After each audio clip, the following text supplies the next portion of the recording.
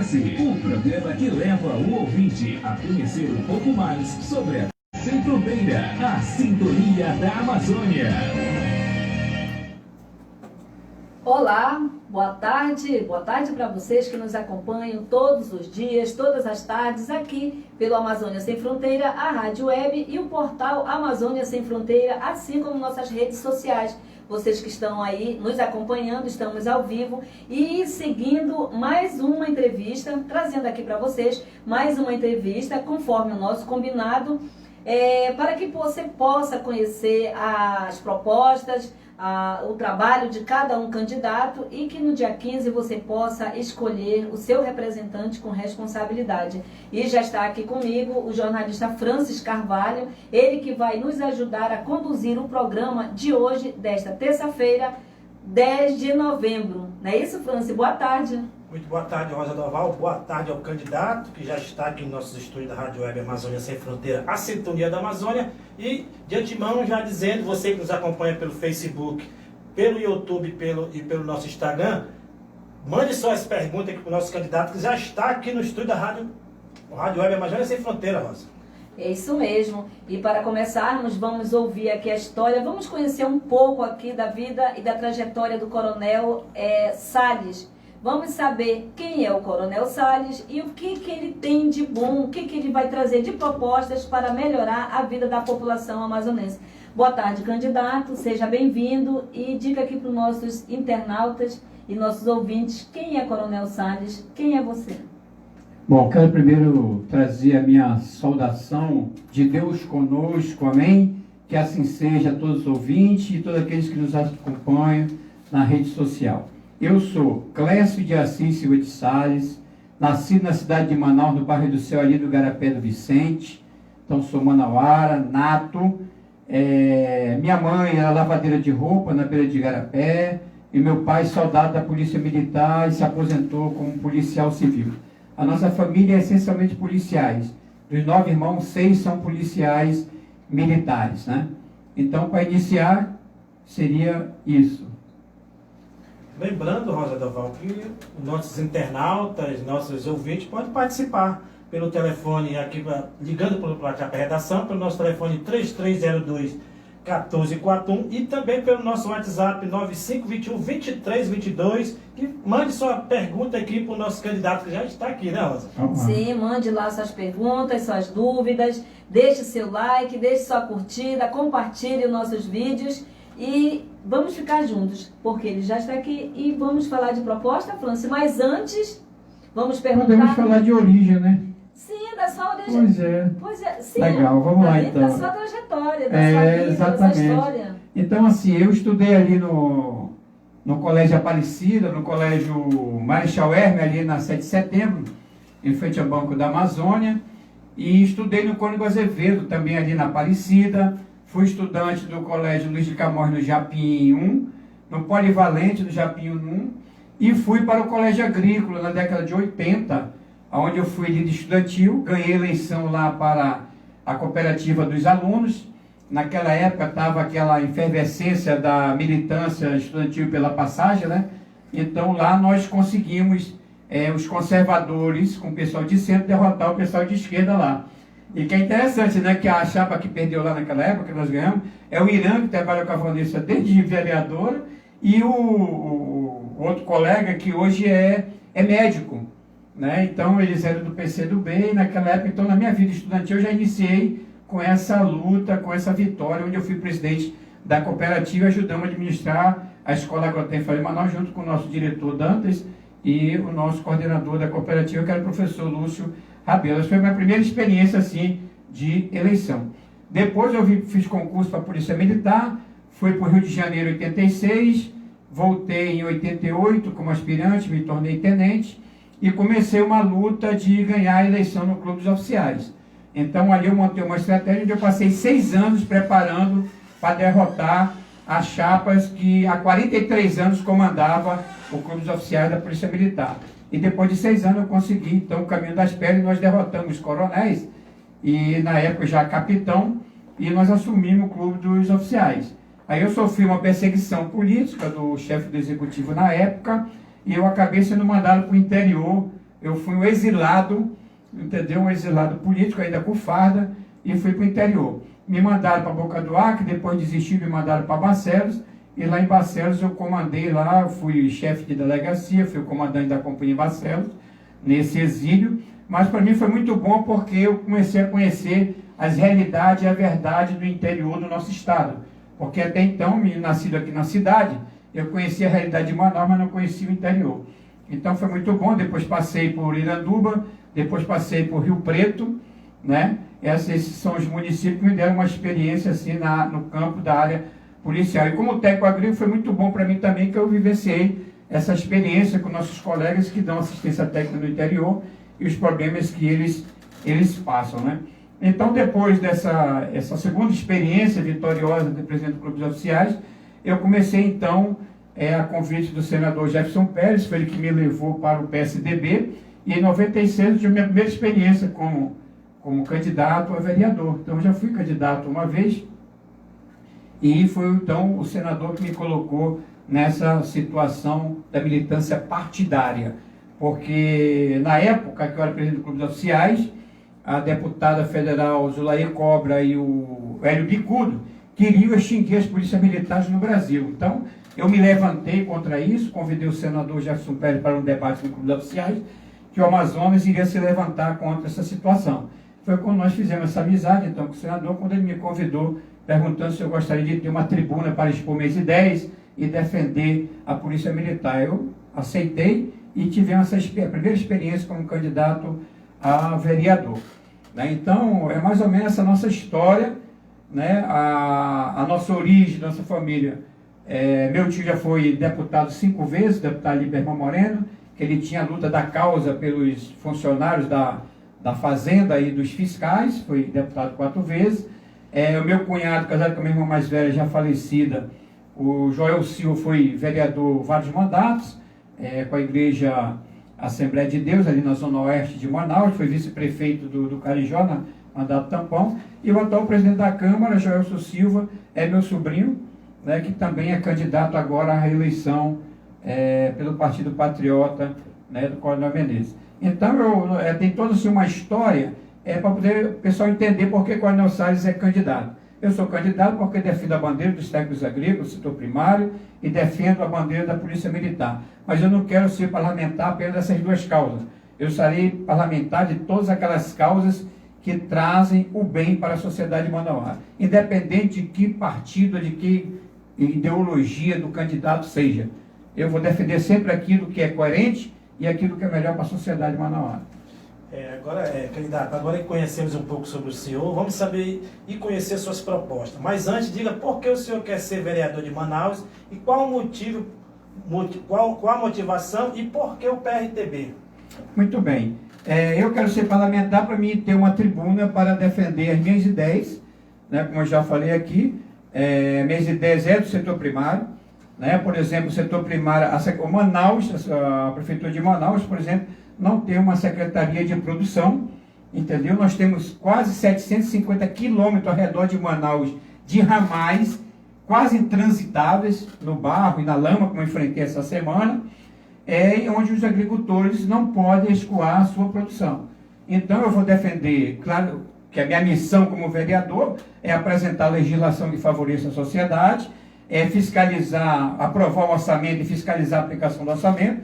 Eu serei a pedra no sapato do prefeito para fiscalizar as suas ações e a aplicação correta do recurso. Essa é a missão do vereador. O vereador que vem falar que vai fazer isso e aquilo está de conversa fiada com o povo. Então eu vou cumprir fielmente com essa minha missão. Agora, eu tenho proposta para ser indicado ao prefeito. E uma das que eu quero indicar para ele é do setor primário, por exemplo, uma linha de financiamento para os agricultores, buscar junto ao Ministério da Agricultura e junto ao com o asfaltamento e a melhoria desse ramal para a escoação da produção. Então, eu seria um representante do setor primário lá na Câmara. Então, e a outra, na questão da segurança pública, eu sou especialista, eu vou apresentar aquilo que é pertinente à Prefeitura para colaborar com a segurança pública. A Guarda Municipal Armada, que Manaus tem 2 milhões de habitantes, pode ter uma guarda armada, que seja construída nas 6 zonas de Manaus, mini quartéis da Guarda Municipal, como eu fiz os mini quartéis do projeto das SICOMs, Companhia Integrativa Comunitária. Né? Nosso povo da Polícia Militar sabe que eu sou autor do projeto das SICOMs, nos bairros, dos Conselhos Comunitários de Segurança nos bairros. Todos sabem que eu sou autor do projeto, por exemplo, Ronda no Bairro, que o nome do projeto no planejamento estratégico também elaborado pela agência da Polícia Militar, era Articulação Operacional, resumindo, articular. E foi mudado de nome politicamente, lógico, e se tornou Ronda no Bairro. Esse é um projeto que, para me fazer, eu tive que estudar a polícia canadense, a polícia inglesa, a polícia japonesa e a polícia americana. Esse projeto de polícia comunitária do Amazonas tem origem nesses 4 países. E nós aproveitamos o que era de melhor deles para implementar. Infelizmente, era um projeto de 10 bilhões para ser aplicado, aliás, 3 bilhões para ser aplicado em 10 anos, 300 milhões por ano, e o governo não se dispôs a gastar 300 milhões por ano durante 10 anos para efetivar, perenizar e ficar eternamente esse projeto. Hoje o projeto está perdido, está implementado. Então eu vou levar esse meu conhecimento para que a Guarda Municipal tenha seus mini quartéis nas 6 zonas de Manaus e policie as praças e todos aqueles logradores que é de responsabilidade da Prefeitura, fazendo com que a polícia diminua o espaço territorial para a Polícia Militar e possa ter efetivamente a presença da Polícia Militar em outros locais onde ela não se encontra. Então, de inicial, eu tenho essas 2 bandeiras, essas 2... E por que o PRTB? Por que PRTB?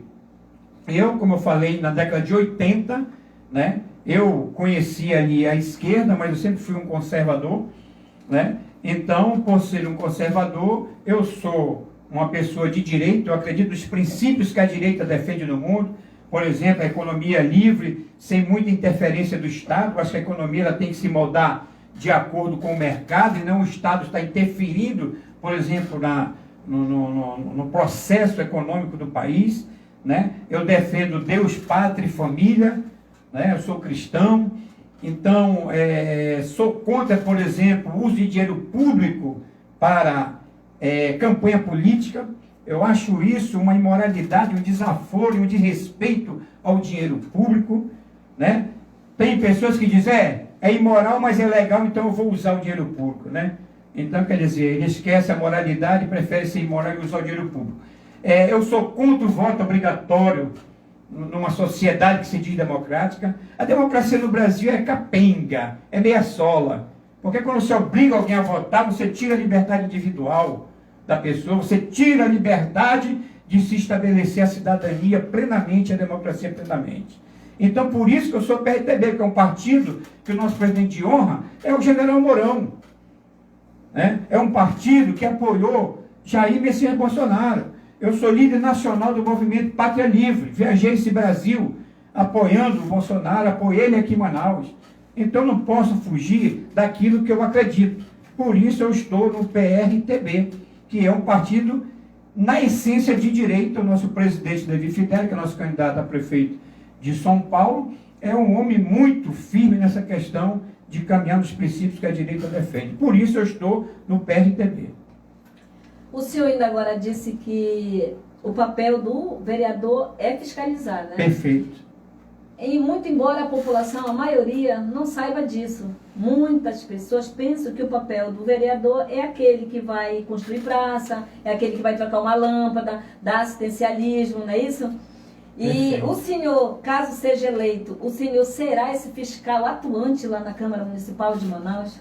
Olha, é sempre o que eu digo, independente de que o prefeito que estiver lá, se ele for até de direita, se ele for de direita, prefeito lá, se ele pisar na bola, ele cometeu erro, eu vou usar o denuncismo sim. Tem gente que diz, não, o vereador quer estar denunciando na tribuna. Não, eu vou sim usar essa estratégia da denúncia, mas eu seria um homem que apresentaria provas e levaria à justiça quem rouba, por exemplo, o dinheiro público. Eu sempre digo, o prefeito que ganhar agora a eleição de Manaus tem que botar um guardião de fuzil para que o dinheiro não saia dos cofres públicos de maneira ilegal, de maneira errada, aplicada indevidamente. Essas improbidades administrativas, esses conchavos. Infelizmente no Brasil você verifica, ganhou o prefeito, aí tem 41 vereadores, olha, 30 já está do lado do prefeito. Esses 30 vereadores estão neutralizados. Estão neutralizados. Então assim, eu serei um parlamentar que vou independente se o nosso prefeito for de direita ou não, entendeu? Se for de direita, melhor ainda, que eu vou ter propriedade para chegar na cara dele e dizer que ele está cometendo erro, que ele deve rever os seus erros. Né? Porque o nosso líder nacional, quando ele erra, vocês percebam na rede social, ele volta atrás. Alguns criticam, mas é sabedoria. Isso é sabedoria. Se você errou, você voltar atrás, pedir desculpa e tomar o caminho certo e se consertar. Candidato, hoje a imagem do político, no contexto geral, está um pouco desgastada, desacreditada. Há uma rejeição, como o senhor... há uma rejeição.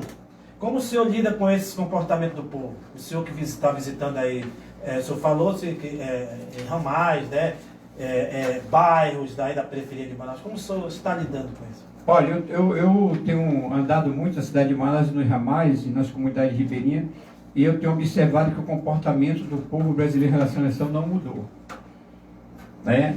Houve essa luz da direita que emergiu, que nós estamos trabalhando para que ela cresça mais e se estabeleça, mas a questão se chama educação. Nós precisamos levar para a escola, algumas pessoas são contra, né, de se levar, por exemplo, novamente, aquela matéria, o SPB, para as escolas. Lá a criança vai aprender como é que o Estado é formado, qual é o papel do prefeito, qual é o papel do vereador, para que quando chega adulto não tenha mais essa dúvida. Como tem agora, as pessoas não sabem qual é o papel do vereador.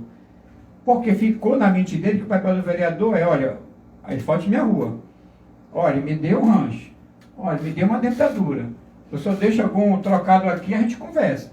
Então, assim, ainda está muito forte essa questão. E eu tenho combatido isso, né? E muitas vezes até expulso de locais, porque eu não me rendo para isso. Entendeu? Mas eu não tenho problema. Jesus disse, aonde tiver um que se levante contra a palavra de meu Pai, se retire.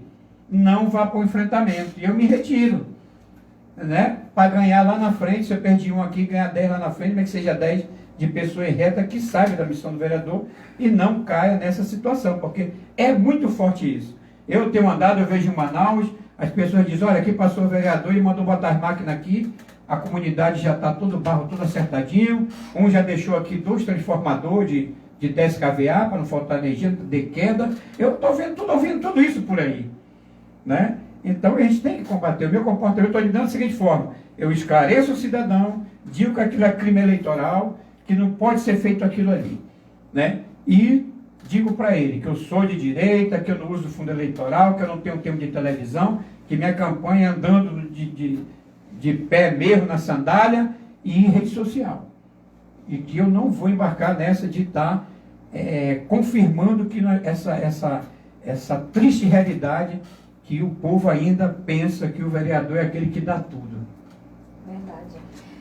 Candidato, como é que o senhor vê os escândalos de corrupção no cenário político? O senhor tem algum plano para combater a corrupção caso o senhor seja eleito? Olha, no âmbito municipal, eu do Movimento Pátria Livre, meu movimento ele é um movimento que se levantou contra a corrupção e pela renovação da política. Então, eu tenho viajado no Brasil defendendo essa bandeira. E aqui em Manaus não será diferente. Meu movimento, os nossos seguidores continuarão lutando, militando nessa área. E lá na Câmara, a tribuna será para isso. Né? Então, eu vou confessar aqui que eu não conheço a legislação da Câmara, eu vou estudar o regimento interno direitinho. A nossa lei orgânica do município, também com a minha equipe nós vamos estudar. Agora, eu vou me especializar em toda a legislação municipal para me fiscalizar, detectar onde a falha que permite a corrupção. A corrupção. Né? Eu, por exemplo, eu tenho notícia aí, olha, a prefeitura aluga prédio para fazer escola, mas só recebe quem tem vínculo político, partidário ou de amizade com o chefe executivo. Quem não tem, está aí 1,5 milhão, 2 milhões de receber escola alugada e não recebe. Então isso é um tipo de coisa que não pode acontecer. Nós temos que ter legislação que possa punir o gerente lá da questão das escolas, lá da Secretaria de Educação, e punir o prefeito. Entendeu? Então eu vou estudar e vou fazer a apresentação de propostas que eu possa evitar ao máximo essa liberdade no orçamento de o prefeito fazer o que ele quer. né? Por exemplo, o orçamento do nosso estado, por exemplo, tem lá uma parte que permite o governador movimentar, parece que até 30% dentro da lei orçamentária anual. E nós não podemos deixar isso. Que é exatamente essa liberdade é que faz com que o dinheiro saia pelo ralo e vá para a corrupção. Tem que amarrar. Não tem.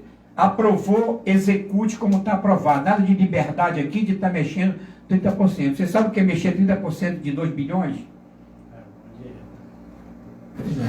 Então eu vou atuar de maneira a apresentar legislação que não deixe essa brecha, entendeu? O chefe do executivo para que ele possa movimentar dinheiro ao léu como ele queira, né? E essa também seria vigilando essa questão de decretação de calamidade pública nos municípios no Brasil. Isso virou instrumento de corrupção no Brasil, porque não precisa fazer licitação, né? Não precisa fazer licitação. Aconteceu também uma coisa aqui no estado do Amazonas inusitado. Você acredita, naquela época, os deputados deram liberdade para o governador fazer lei delegada. Isso é uma coisa, se eu fui eleito para legislar, por que eu vou dar esse poder ao prefeito ou ao governador para fazer lei delegada? Então eu serei muito vigilante nessas questões, ok? Candidato, as redes sociais são os maiores meios de divulgação das fake news. Como o senhor lidar com essa informação não verdadeiras? O senhor acompanha as redes sociais, né? Então, como o senhor lidar com essas informações? Olha, eu vou ser sincero, vou confessar para vocês. Eu já cheguei a ir atrás de um internauta desse que postou uma coisa e descobriu e ligar para ele e ficar, virou mentiroso? Aí ele falou, não, coronel, então, não, vá lá e retira aquilo lá, que você está mentindo, né? Então aqueles que têm Face, que colocam o telefone lá, que o caso é o meu, está lá meu telefone. Eu sou o único candidato dos 1.600 que eu dou meu telefone, endereço da minha casa, telefone da minha casa. Porque nas redes sociais? Nas redes sociais e nos meus cartãozinhos de visita. Eu distribuo em toda Manaus. O senhor consegue dormir com tanta ligação? Não, eu atendo a todos. E atendo a todos e vou dizendo não, que eu tenho que dizer não, sim, que eu tenho que dizer não, e vou dizer não me perturbe, que eu vou dormir. Entendeu? Então, assim, essa questão da fake news é um caso sério no nosso país. Né? E é crime, o celular é crime, o celular trouxe muita benesses, a tecnologia, a internet trouxe muitas coisas boas para o nosso povo, para a nossa família, mas também trouxe muita imundice, muitas coisas perigosas para a nossa família, para nossas crianças. Eu tenho 5 filhas, né? Tenho 3 netos, e eu sou um homem muito preocupado com essa questão dessas notícias falsas que eles têm acesso, né? Então, tenho muita preocupação com a família. Então, eu lido dessa forma. Eu procuro logo saber quem é para me ir atrás deles. Claro, se for um cara de São Paulo, dos Estados Unidos, eu não vou conseguir falar. Mas se for daqui de Manaus e tem telefone lá, pode ser que eu vou ligar para ele. E vou dizer, olha, para de mentira. E o que a gente faz? Vai lá, não curte, não compartilha, tu entendeu? E escude a tua vida aquilo ali. Tem que se apartar dessas coisas que não prestam. Coronel, o senhor tocou num assunto aí importante em relação ao celular e à internet. Nossos jovens de hoje, nossas crianças, são os brinquedos deles, né? Não é da nossa época que nós tínhamos uma outra forma de brincar. E hoje eles têm liberdade, muitas vezes a gente não pode ficar o tempo todo ao lado deles, né? Até porque com essa pandemia muitos estão estudando em casa. E o que ele fala em relação a isso? Eles ficam na ociosidade, não tem nada para fazer, não tem o esporte não tem iniciativa do poder público para que essas crianças possam praticar esporte. Nesses bairros, nessas comunidades tem quadra, mas estão todas abandonadas porque não há o interesse e muitas vezes não tem a fiscalização por parte dos próprios vereadores, né? O que o senhor pensa em relação a isso e o que o senhor poderia fazer? Sua demanda, sua luta é uma outra, mas evidentemente que o vereador ele vai estar a par de todos os problemas para fiscalizar. Perfeito. Eu serei vereador de todos os manauaras, eu serei vereador de todas aquelas causas que precisam ser revistas. Então, a questão do esporte e lazer é um caso sério aqui em Manaus. Eu, como especialista de segurança pública, tenho dado muita entrevista sobre essa questão das drogas, que estão ocupando as nossas comunidades, né? O pessoal está dominando mesmo. Eu cheguei até a dizer que o governador tinha que aceitar e arriar as calças dele, porque ele está perdendo, A segurança pública está perdendo, é lamentável estar falando isso como especialista de segurança pública, mas está perdendo, porque eu vivo no seio da comunidade. Eu vivo a comunidade. A minha esposa tem um mercadinho na comunidade, aqui de Manaus, eu vivo, entendeu? A vibração da comunidade, eu sei o que está acontecendo lá dentro. Então as drogas dominaram, né? E a internet é a fonte de conhecimento para as crianças saberem onde é que vende, onde é que está vendendo. Essa linguagem, incrível que a internet trouxe até uma linguagem. A linguagem do tráfico, a linguagem da atividade marginal, a linguagem do crime veio com a internet. Então hoje nós estamos do lado do nosso filho, meu filho está falando alguma coisa, eu não sei nem o que ele está falando, mas ele e o criminoso sabem. Entende, entendeu? Então assim, o problema que tem acontecido nos últimos anos, com os prefeitos que têm passado na cidade de Manaus nos últimos 40 anos, é assim, quando ele se elege todo compromissado. E ele passa 4 anos cumprindo aqueles compromissos que ele assumiu dos bastidores, amordaçado, e ele não pode fazer nada. Então o que acontece? Aí, não se estabelece, até eu comentei já em várias entrevistas, eu quero que me mostre um governador depois de Mestrinho, depois de Gilberto Mestrinho, que teve a coragem de pegar um lenço desse aqui e fazer assim, prioridades do meu governo e prioridades que a sociedade anseia. Primeiro, educação. Não, esquece isso. Não se tem prioridade. A prioridade é os acordos que eu fiz para me eleger. Isso é lamentável. Então, lá na tribuna, nós vamos acompanhar muito essa questão. O prefeito que ganhar, eu já sei qual é o perfil dele com quem está comprometido. Com quem está comprometido. E nós vamos ter que fiscalizar ele exatamente para que ele esqueça aquele compromisso dele e venha para o compromisso que a comunidade precisa. Por exemplo, o lazer e o esporte. A gente vê tantos terrenos abandonados, né?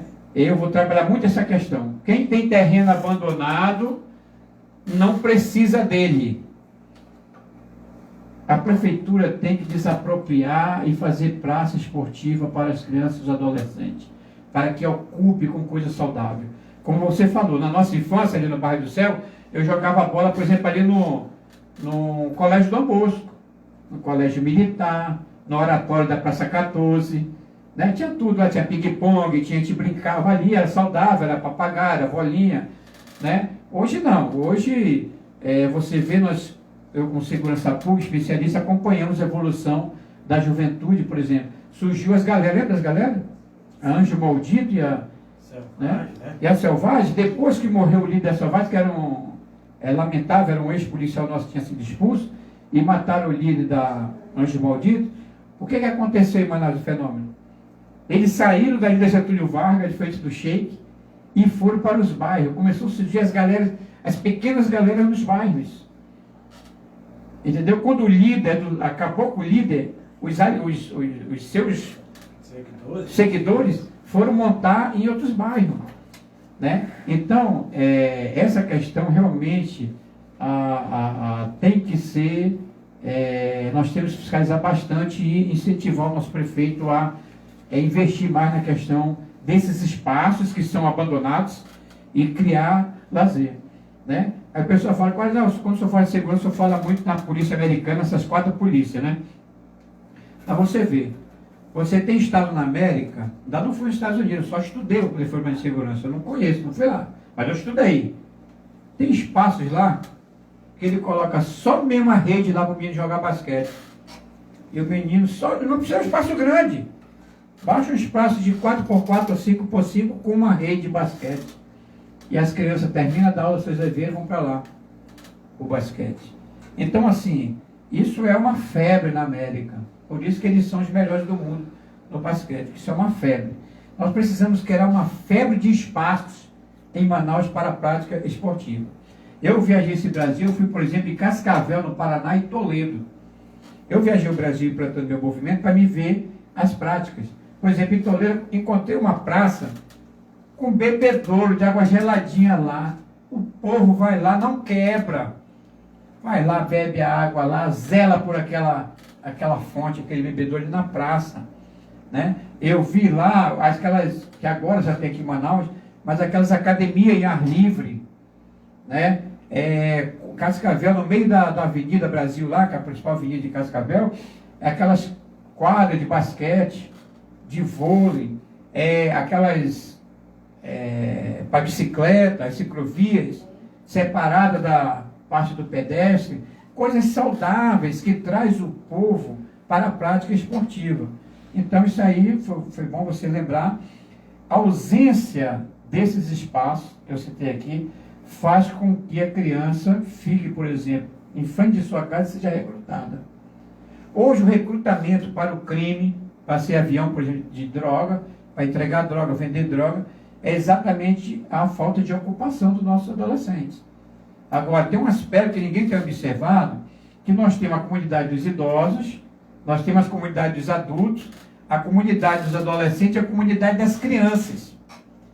A comunidade das crianças e dos adolescentes, elas são presas, vinculadas à comunidade dos adultos e dos idosos. Ou seja, são dependentes, inclusive emocionalmente. Tá certo? Aí o que acontece com essa juventude? O que eles querem? Se libertar desse vínculo da comunidade idosa e adulta. Então eles vão buscar o quê? Os seus espaços. Dependendo da educação medical que o seu pai lhe dá, por exemplo, eu nasci ali no bairro do Céu, quem conhece Manaus sabe, ali tinha Itamaracá, da prostituta ali, a Governador Vitório. Eu saía do bairro do Céu, eu tinha que passar pelas prostitutas 6 horas da manhã, 6h15, porque eu tinha que cantar lá no colégio, antes de entrar em sala de aula, hino nacional, hino do Amazonas, hino de Manaus, todo dia, antes de entrar em sala de aula. Então eu tinha que chegar mais cedo, tinha que passar pelas prostitutas. Ali, tráfico de droga. Então eu nasci num ambiente que eu tinha tudo para ser recrutado. Mas por que eu não fui recrutado? Porque a educação da minha mãe, que era lavadeira no Igarapé do Vicente, do meu pai, que era soldado, fizeram com que eu não fosse recrutado. Né? É por isso que a pessoa... um exemplo aqui, doutor Enéas Carneiro, né, que vocês conheceram. O doutor Enéas, como é que ele saiu daquele bairro pobre lá de Belém e conseguiu ser doutor? 5 faculdades, doutor em várias áreas da saúde, pesquisador. Como é que ele saiu? A educação umbilical não permitiu que ele fosse recrutado pelo crime. Então, hoje, a família brasileira, infelizmente, passou agora nesses últimos 16 anos por uma degradação muito grande. E se o poder público, junto com os pais, não se alertarem, isso vai piorar. Candidato, a questão fundiária, há muitas pessoas ainda na cidade de Manaus que não têm o título definitivo de suas casas. Né? O senhor vai propor um projeto para regulação fundiária também, porque é um papel do vereador, né? Sim. Eu tiro exemplo ali pelo bairro do Coroado, que é um do primeiro bairro da Zona Leste ali, né? Sim, 1900, foi no governo do João Walter de Andrade, em 74 por aí, 70. E aí, o que acontece? Ainda tem muita gente lá que não tem o título definitivo das terras. Isso que é o papel do vereador também.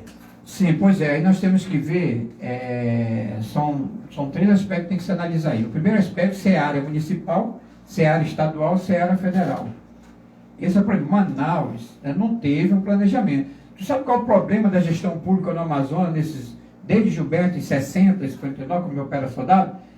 É que o gestor não gosta de planejar. O pessoal odeia planejamento, odeia elaborar projetos.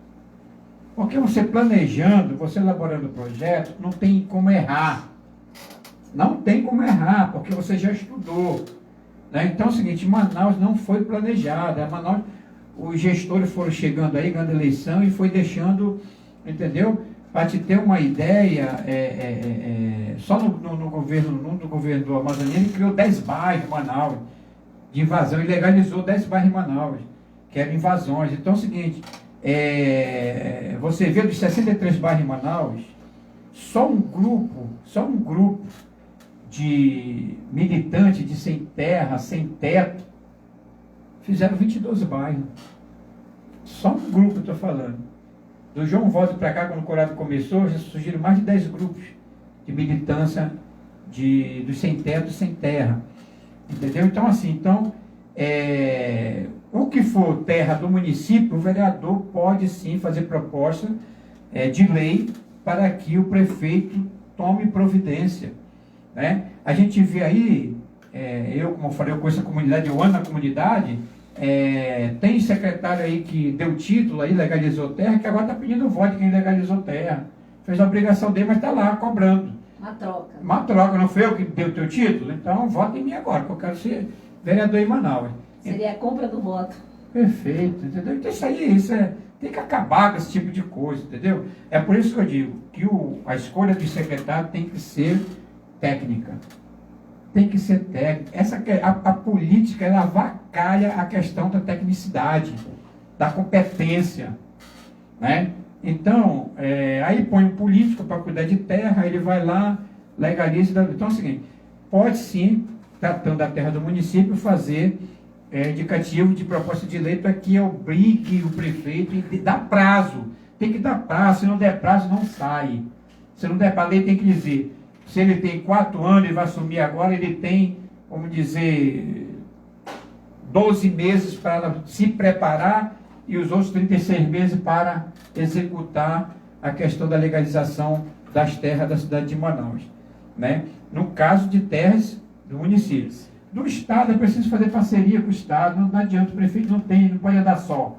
E das federais fazer projetos que possa apresentar no Ministério da Justiça, no Ministério da Agricultura, e para que possa, e até mesmo no IBAMA, que tem terras aí que tem a ver com a questão da prevenção ambiental, para se ter o Bolsonaro tem incentivado muito essa questão da legalização do título. O INCRA, por exemplo, tem prefeito, tem deputados nossos aqui, que foram deputados, não são mais, que conseguiram, por exemplo, 17 milhões para o Rio Preto para a gente não jamais. E fica aquele ciclo vicioso, 17 milhões para meter a pissarra. Daqui 2, 3 chuvas acabou, tem que ter mais 17 milhões. Por que não faz logo 34 milhões de asfalto? Entendeu? Então, essa questão de legalizar a terra, é preciso analisar qual desses 3, e se for do município, temos sim como apresentar uma proposta que obriga o prefeito, com prazo, legalizar e entregar os títulos aos moradores. O senhor já tem sua equipe formada? Caso o senhor venha a ganhar? Não, nós temos, porque é o seguinte, minha campanha, como eu falei, quando eu uso o fundo eleitoral, como eu não tenho tempo de televisão, eu uso meu próprio recurso, né, que eu tenho meus proventos de coronel, e alguns amigos que me ajudaram na coisa, e tem as pessoas que me ajudam voluntariamente. E as pessoas que estão me ajudando nessa empreitada são os ativistas do movimento Pátria Livre, que são contra a corrupção e a favor da renovação na política. Eu não tenho equipe formada para assumir irei escolher pessoas do critério técnico, que conheça a tecnicidade da legislação da Câmara Municipal, que possa me ajudar a movimentar lá as regras do jogo, né? Que eu vou ficar muito atento, que eu tenho observado lá na Câmara, que tem a regra do jogo, mas que a regra do jogo não vale muito lá não. Eu pretendo, ainda que eu seja rejeitado até por maioria, mas eu vou me ligar muito no que está na lei, no regimento da Câmara, para que funcione, que eu vejo muitas abrirem mão daquilo que está escrito, porque um pediu, ou dois, ou a maioria pediu. Eu acho que lei é lei, tem que ser cumprida e tem que seguir.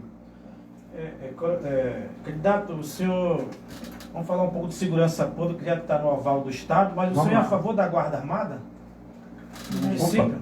Eu sou a favor e vou defender, vou fazer indicativo ao prefeito eleito, independente de quem esteja eleito, de coloque a Guarda Armada, ainda coloco toda a minha experiência e todo o meu conhecimento de especialista em planejamento estratégico, especialista em elaboração e gerenciamento de projetos, especialista em segurança pública, e como autor dos projetos que revolucionou a segurança aqui do Amazonas, que é o projeto Ronda do Bairro e o projeto Polícia Comunitária, à disposição dele.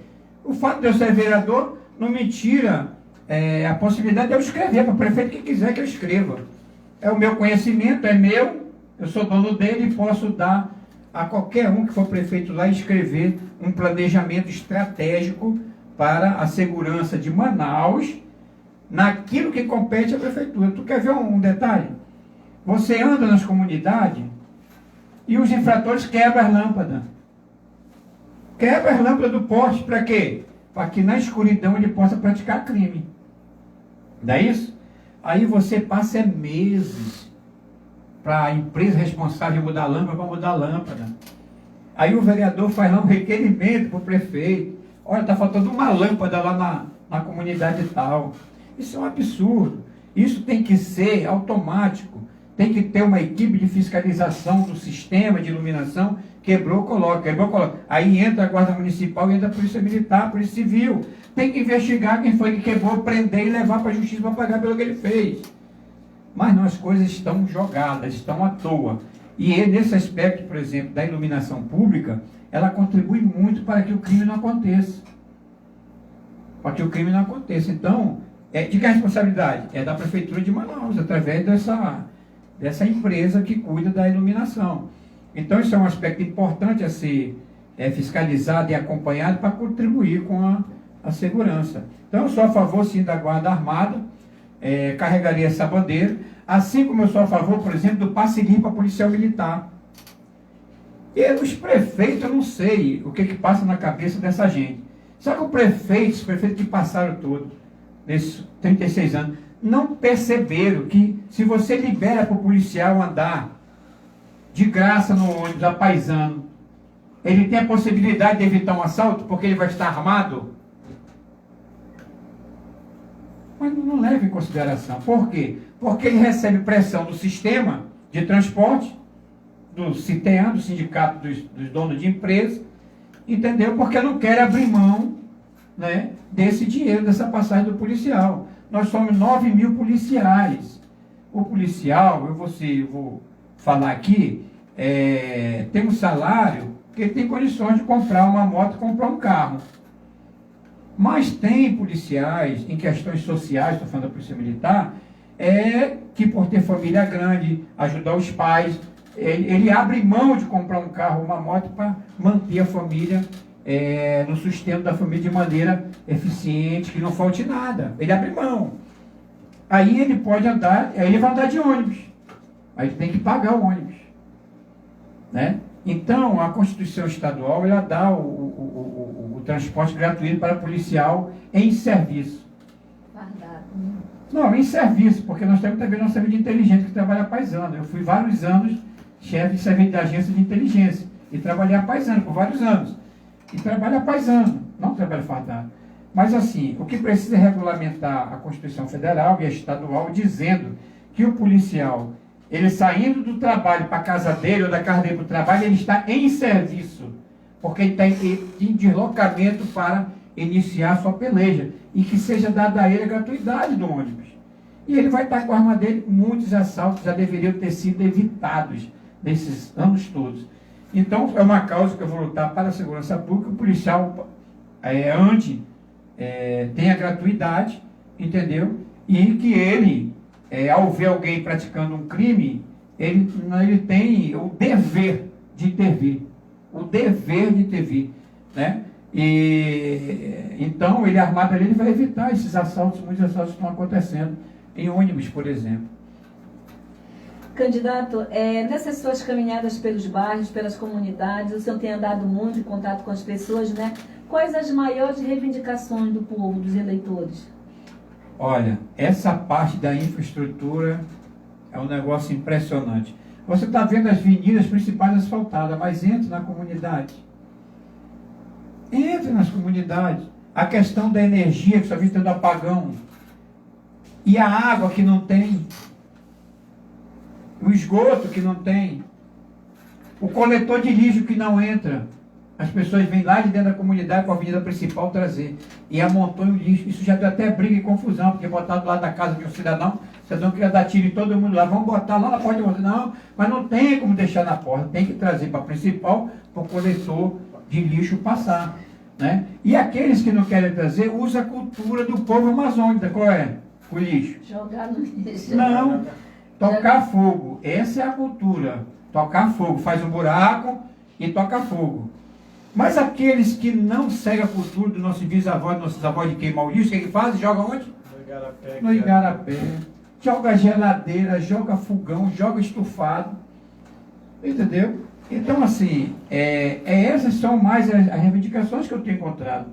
É a parte mesmo de energia, a parte de água, a parte de infraestrutura, asfalto, as ruas todas esburacadas. Mas o IPTU chega. O IPTU chega. E se não pagar... Entendeu? Então, a nível nacional, por exemplo, a direita defende que o IPVA seja pago quando você compra o carro e quando você vende. E se o outro vender, também paga. E não pagar todo ano. Então, se eu comprar um carro passar 20 anos, o que vai comprar de mim é que vai pagar, mas ele vai pagar só daqui a 20 anos. Vou passar 20 sem pagar IPVA. Eu, na minha concepção, que me desculpe muitos que são contra, o IPTU seria a mesma coisa. No momento que eu compro meu patrimônio, eu pago imposto. Se eu for vender, eu pago, ou quem está me comprando paga o IPTU. Tu entendeu? E não pagar todo ano. Ah, Coronel, como é que a gente vai então ter dinheiro para fazer a infraestrutura e coisa e tal e coisa, né? Olha, o problema hoje do Brasil não é CPF. O problema do Brasil se chama CNPJ. Vá lá e veja a sonegação de imposto que nós temos. Perfeito? Então, assim, é complicado, mas aí eu tiro o IPTU do cara que tem a casinha dele lá, na comunidade, e eu não cobro quem me deve, por exemplo, 200 milhões de imposto. Isso é uma bandeira que eu vou levantar lá na Câmara. Criar uma forma de punir quem não paga. Os grandes, não estou falando dos pequenos, eu estou falando dos grandes. Que você... Como eu falei, a política do Amazonas é clã familiar. A política do Amazonas é famílias. A política do Amazonas, infelizmente, é assim, é grupos. É grupos. Então você assume um grupo, todos aqueles empresários que estão ligados ao grupo não pagam. Vai adiando a cobrança. Veja lá quantos precatórios tem lá. Para pagar a prefeitura, não pagam. Não paga, né? Entendeu? Então, acho que tem que se ficar, aliviar as pessoas mais humildes, pequenos, e apertar os grandes, até meter na cadeia, se não pagarem. E quando eles têm a empresa deles processada, simples, abre outro nome de alguém e continua no mercado. É de falência. Entendeu? Vamos lá. Candidato, o que o senhor considera necessário para ser um bom político, né? Que faça um bom trabalho durante o seu mandato de vereador? Essa pergunta aqui é, caso o senhor seja eleito vereador de Manaus de 2021, o senhor está vendo essas propostas muito boas, aí, com confirmação. Isso todo mundo quer, o senhor falou de PVA e IPTU, que é o que pesa mais. Hoje você compra um carro de 70 mil reais por mês, você vai pagar quase 3 mil por ano. Em todo ano. Todo ano. Então, o que o senhor vê assim, caso o senhor for eleito, você vai ser um desses políticos, um bom político para fazer. Porque eu sempre falo assim, para você ser um bom político, às vezes a população, ela não quer nem que o político esteja, mas pelo menos vai ali no bairro, pelo menos dá um aperto de, tudo bom, né? Mas porque tem político que é assim, ele desaparece, só aparece nessa época agora, né? E as pessoas estão desacreditadas demais, né? Eu gostaria que o senhor falasse aí um pouquinho. Olha, para vocês entenderem quem vai ser, como vai ser Coronel Salles como parlamentar, eu vou dar com essas minhas duas referências. Senador Fábio Lucena, aquele barcelense, lá do Rio de Janeiro, aquele índio. Lá da minha terra. Da sua terra, Barcelos, né? Eu fui comandante lá por 3 vezes, fui o único na história de Barcelos, foi a primeira capital do Amazonas. Eu fui 3 vezes lá, comandante e delegado de Barcelos, chefe de polícia. Então, minha referência é Fábio Lucena. Qual é a referência de Fábio? Tribuna, voz, gritar, enfrentar e dizer a verdade. Não ter a mentira como instrumento de enganação. Está enganando as pessoas. Jefferson Pérez, retidão, coerência na votação, coerência política. Às vezes as pessoas não entenderam, aliás, as coerências de Jefferson Pérez, dizendo que ele não deveria fazer aquilo, que ele deveria, mas ele é coerente. Eu preciso estabelecer sabedoria nas minhas decisões, se eu vou votar a favor, se eu vou votar contra, né? Quanto essa questão do candidato se eleger e sumir, eu vou estabelecer o meu escritório, onde hoje eu tenho lá, que é minha casa hoje, vai ser o meu escritório popular, meu escritório político. Porque o que eu falo para o pessoal da minha direita, o pessoal do meu movimento, as pessoas que me seguem? não vão na Câmara falar comigo, que eu estou trabalhando, é meu lugar de trabalho. Imagine vocês aqui no lugar de trabalho de vocês, e um monte de gente vem aqui conversar fiado com você, ou tratar de assuntos importantes com você. Onde vai teu trabalho? Vai atrasar, tu não vai trabalhar. Então, o que é que eu digo para os meus seguidores? Eu tenho lá o meu escritório aberto todos os dias no horário comercial, e vou estabelecer um domingo do mês para atender também final de semana, para que as pessoas vá lá comigo debater.